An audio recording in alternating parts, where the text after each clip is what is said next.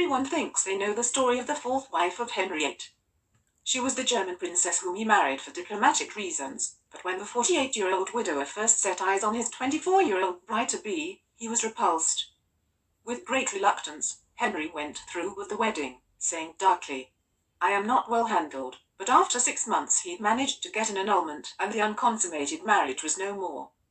Although Anne had behaved impeccably as queen, she accepted her new status as sister and lived a quiet, comfortable existence in England until 1557, when she became the last of the wives of King Henry VIII to die. And so Anne of Cleves has either been treated as a punchline in the seria-comic saga of Henry VIII's wives, or someone who was smart enough to agree to a divorce, trading in an obese tyrant for a rich settlement. But the life of Anne of Cleves is more complex than the stereotypes would have you believe. 1. Anne of Cleves wanted to remarry Henry VIII. After the king's fifth wife, young Catherine Howard, was divorced and then executed for adultery, and wanted to be queen again. Her brother, William of Cleves, asked his ambassador to pursue her reinstatement. But Henry said no. When he took a sixth wife, the widow Catherine Parr, and felt humiliated and received medical treatment for melancholy. Her name came up as a possible wife for various men, including Thomas Seymour, but nothing came of it. She never remarried or left England.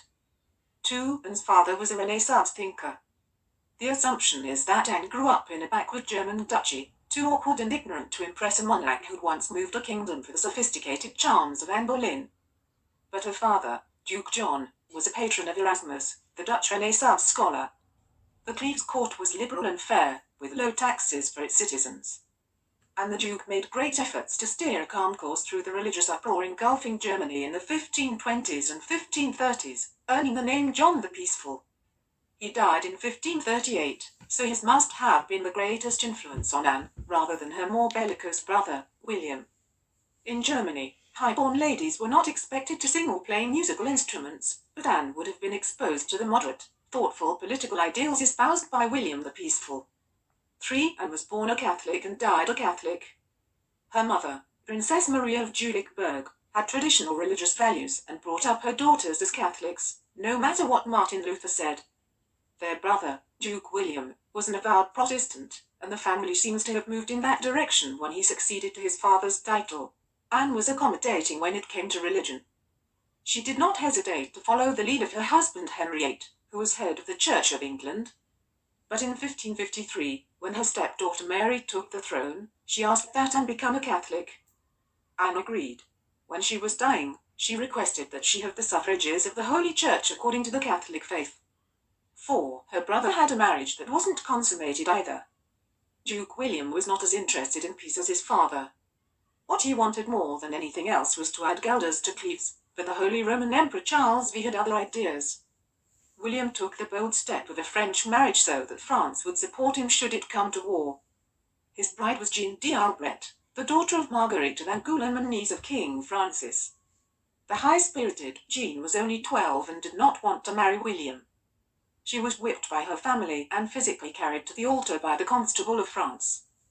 But when Charles V took hold of Guelders, France did nothing to help William of Cleves. The 4-year-old marriage was annulled. It had never been consummated.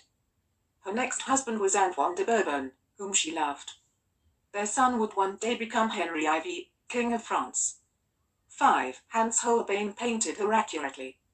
The question of Anne's appearance continues to baffle modern minds. In portraits she looks attractive, certainly prettier than Jane Seymour. A French ambassador who saw her in Cleves said she was of middling beauty and a very assured and resolute countenance. It is still unclear how hard Thomas Cromwell pushed for this marriage, but certainly he was not stupid enough to trick his volatile king into wedding someone hideous. The famous Hans Holbein was told to paint truthful portraits of Anne and her sister Amelia. After looking at them, Henry VIII chose Anne. Later the king blamed people for overpraising her beauty, but he did not blame or punish Holbein. The portrait captures her true appearance. While we don't find her repulsive, Henry did. 6. Henry VIII never called her a Flanders mayor.